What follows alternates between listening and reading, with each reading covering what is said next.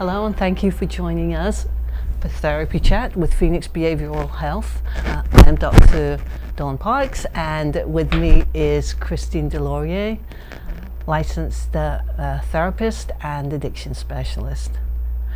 And today we're going to talk about something that is coming up so much, especially since COVID. It's not like it's a new thing, but more and more people now are working remotely, working from home.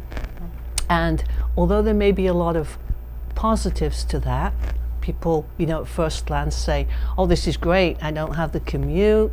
I don't have to worry about, getting into work and getting ready and everything. And in some ways it makes things a lot easier.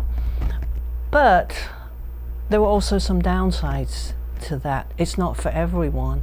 And I know I see with my clients who are coming in, quite a few of them will say there's a lot of stress related to it too. And I know it depends on the type of job you're doing from home as well. But today I want to talk a little bit about that and perhaps give some pointers to things that might be helpful for people who are working from home. And so we have three main areas we're going to be talking about. One, feeling isolated, lonely, stressed. Two, feeling overwhelmed. And three, not exactly knowing when you're at work and when you're not at work, because it's all in the same place. So we're going to talk about those three things. But first of all, I would like to put up graphic number one that shows us a little pie chart, and it looks at some of the areas that are most difficult or most demanding for people working from home. And so the three biggest areas are communication. Right? I don't have my co-workers anymore. We don't have those little chats that we have, when you're at work. I just feel so kind of alone in a sense. I don't have that professional collaboration. Number two, 20% loneliness. And number three, not being able to unplug or disconnect, feeling stressed and overwhelmed. We have the two smaller categories of distractions at home, and sometimes for certain jobs being in a different time zone from co-workers. That's another thing that's come up. So let's start with looking at number one, which is feelings of being isolated and kind of lonely, and how we can deal with that. For you, Christine, do you have many clients? I don't know what your caseload is like for people working from home, but do you have many clients who will talk about that loneliness part of it, the isolation part of it? I think actually that piggybacks on the general loneliness and isolation due to COVID. And I think what happens is when you're then working from home, it's compounded. And you're not getting, you may be able to deal with working from home and feeling a little bit disconnected, but then on top of that, you also aren't getting the social connection outside of that. Yeah. So it's a double feeling of that. And I think that really impacts somebody's work ability because they're not able to get the social connection on the side. So as hard as sometimes working from home can be and as isolating, you also aren't getting it on the other end, and you really feel isolated. I think it's a big problem, and it can add to a lot of depression with working, and then that affects your motivation at work. Because I'll often hear too that people are it's just hard. They'll say it's hard to get started. I feel I have a lot that I need to do, but without that energy, it's kind of hard to to even start what I need to do. One thing that might be helpful is for someone working from home to kind of create this what's called flow. We've talked about mindfulness and really being in the moment, and once you're in that zone, you can get so much done. But how do you get into flow, or how do you get into that kind of mindset? And one way might be to list, first of all, identify some activities, whether they are directly work related or things that can come in on break times or lunch times in the workday that you really kind of enjoy, you really get absorbed in. Takes a lot of stress and anxiety away. So, being able to come up with, let's say just for work, right?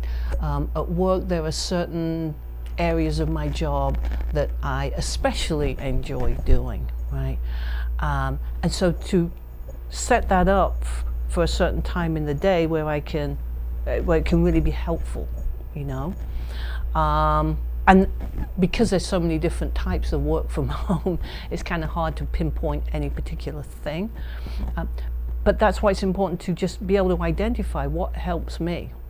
What helps me relax, what helps me get focused. It might be something as simple as having my cup of coffee on the table, or it could be anything. But to help me get into mindset for work and in a more relaxed state of mind, because then there's that movement where I can get a lot more things done. I think also, even the simple fact of when you were in the office, you could run a question or an idea by a colleague that was just down the hall or in the office next to you. And now you don't have that option. Now you have to maybe try to reach out and email them or call them.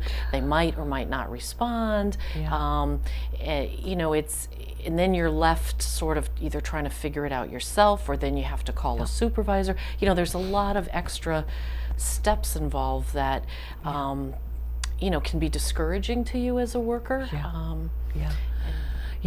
I think another thing is to block off specific tasks that we're doing.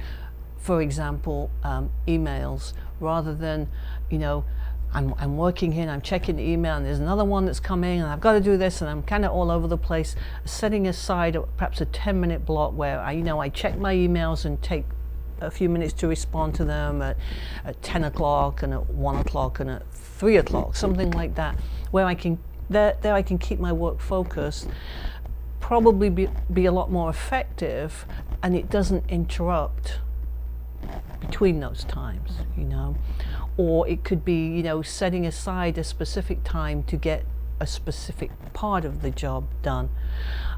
In certain work from home cases, I can say, this is like a do not disturb, so I can have this chunk of time where I'm really going to focus on this one particular task. So rather than being scattered, it's almost like chunking things together. I'm moving on to the next thing and moving on to the next thing. So getting a lot more organized, and that is going to help me get into that flow, because I have a kind of a pattern of how I'm going to do these things. Another big thing is distractions. So it might be turn my phone off. There may be things in the house that are distracting. I may have children at home or pets at home. So really being able to take care of those things beforehand so that I can work in an uninterrupted way, and I don't just think, I've got to do this or this or this. Again, contributing to that flow of work. Trying to link similar activities together kind of comes in part under the planning, bundling, chunking work. And then I think another thing that comes up a lot is certain tasks, depending on the job, can get really boring. I have to do this, it's part of the job, but this is when I would be talking to my coworker, or this is when I would be doing something that was a little bit more interesting, So then I think the question is, how can I make this very boring, might be very easy, repetitive, but it needs to be done, right? How can I make it a little bit more challenging, right? It may be that something that is, really very straightforward, doesn't require a lot of focus. It might be I can time myself, make it put a little bit more fun into it. It takes me 15 minutes. Let's see if I can do it in 10. But to put something around, to build something around that will make it a little bit more easier to get through, right? Or perhaps put it at the end or at the beginning of the chunking that we talked about. This will be the lead up to the harder work, or this will be the follow up to the harder work. Where I place my work can make a big difference, on focus, attention, and question of boredom, if that comes into it. I think boundaries are also very important, because it's very easy to not have boundaries at home.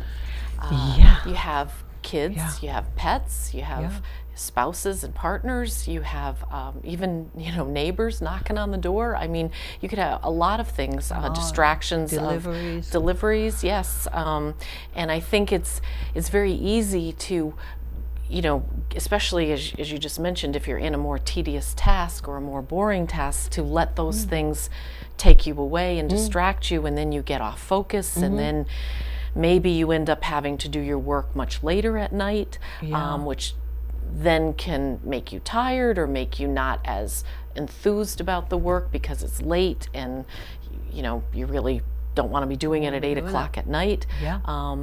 And you also mentioned the emails earlier, and that's a boundary issue too, because you can turn your computer off supposedly at 5 o'clock or 6 o'clock, but a lot of people have difficulty not answering the emails after that, and then they're up till midnight answering emails, and then they're burnt out the next morning when they start again. So boundaries are very important, and I think they're very hard. You have to be very cognizant of it when you work from home.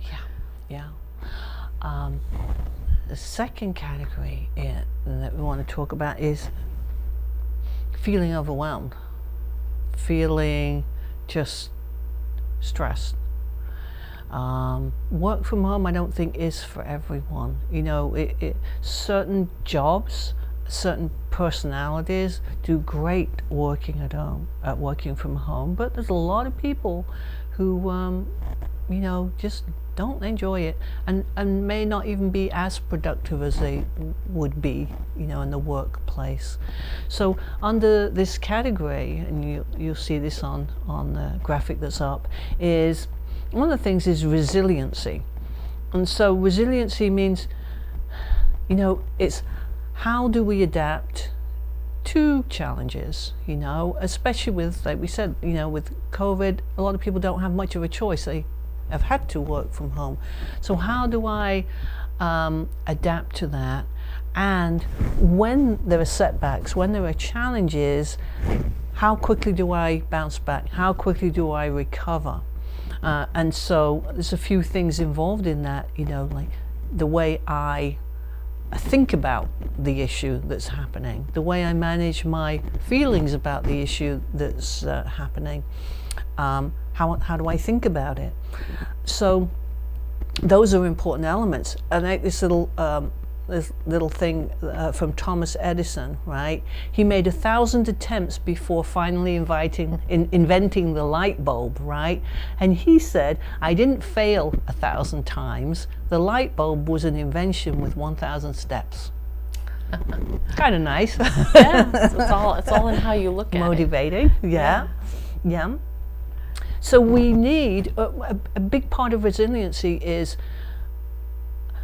when there's a setback, when there's a challenge, whether it's a small one or two or three that happens in the day, or a bigger one, right, is how we respond to it and giving ourselves enough recovery time. And so if we're on the clock all the time, there's no recovery time. You just burn out, right? So it's really important to set aside time where I do things that are relaxing, social, not necessarily social, but social can be a big thing after, being kind of confined to the work from home situation. But anything that I find relaxing for me, any interesting hobbies, activities, right? And give myself enough time to engage in those things. And that is going to enable recovery, that resiliency I need to be able to go back into that work area.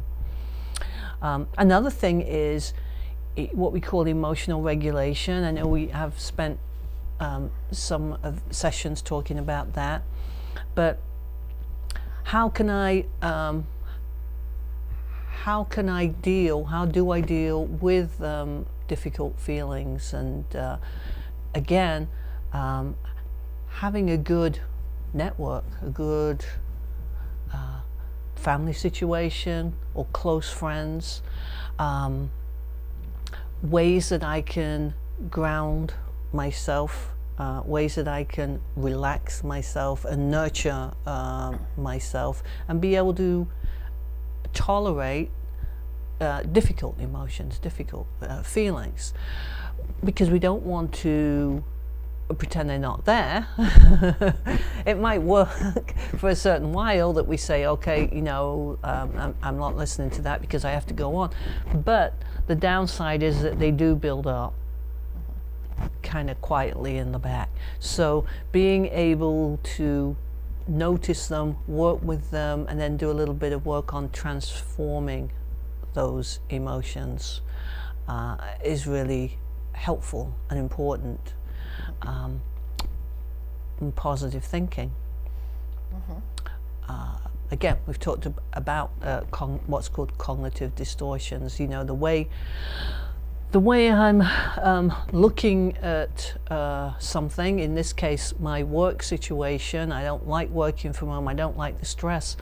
There are certain people working from home who are literally kind of on a clock, on a timer, and they can't leave the screen.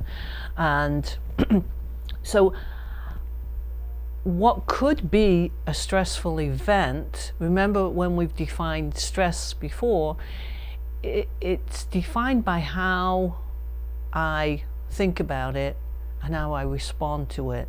So I can take a situation and I can look at it in a way that's very depressing or negative, and it's going to balloon up and kind of be looming over the whole day and the whole environment. Or I can look at it in a more positive way, and that's going to help me get through it more easily. So stress management is a big thing. So I can look at something that doesn't seem to be working out as, it's not fair, why is it always me, it's not working, or here's a challenge here's an opportunity, right, here's a challenge, and let's see what I can do with this, right? So the way we look at our situation is so important as well. And coming into that, under that thinking umbrella is, reframing, looking at things in a different way. And I think too, when you work from home, you get a lot of emails.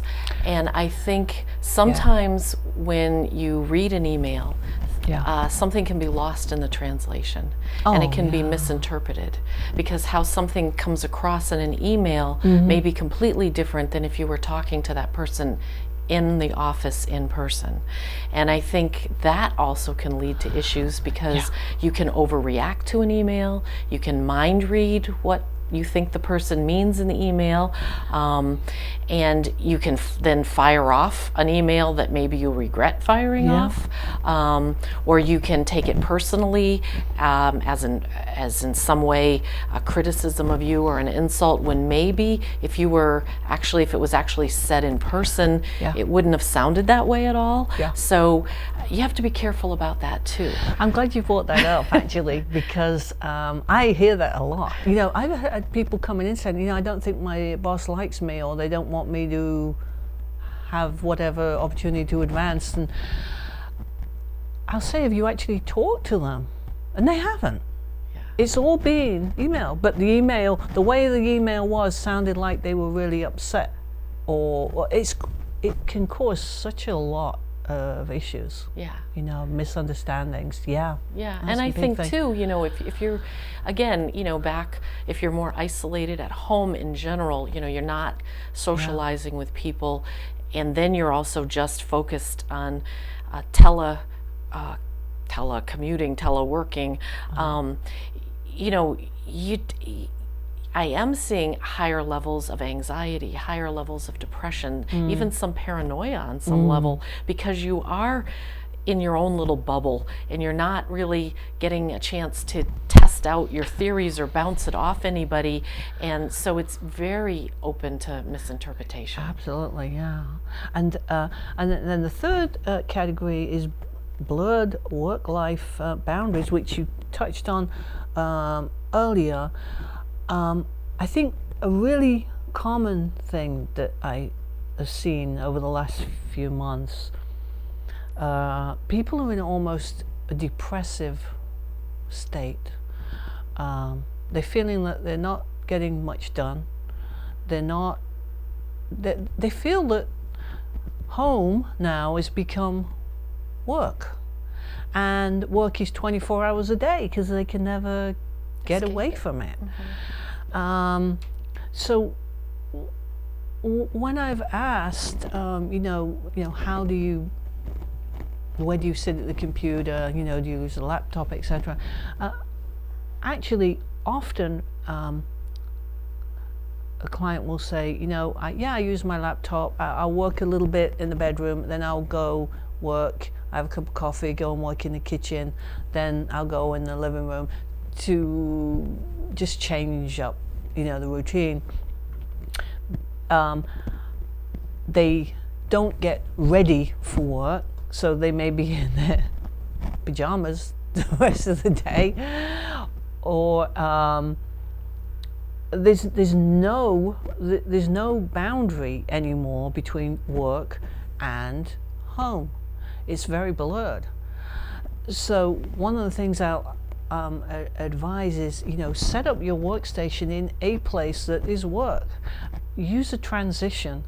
So I don't just get up, roll out of bed, get my coffee and work.